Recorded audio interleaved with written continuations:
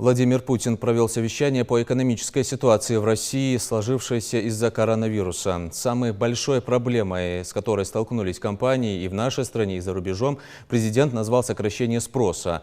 Глава государства подчеркнул, нужно проанализировать тенденцию и предпринять дополнительные шаги, которые будут адекватны новым вызовам. Сфокусироваться нужно на поддержке обычных граждан, а также малого и среднего бизнеса. Ничего здесь неожиданного для нас нет. Мы же понимали, как будет развиваться ситуация. Это шок для предприятий, но для системы управления никакого шока здесь быть не должно.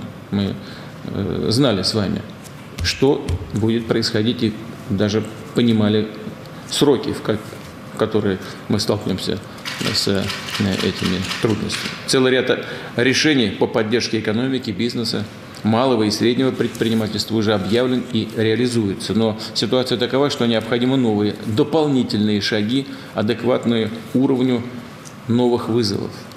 Ресурсы, инструменты, резервы для активной антикризисной политики. Я уже об этом говорил, вы сами об этом знаете, у нас есть. Нужно использовать их максимально эффективно и с ощутимым результатом для экономики, а значит для граждан.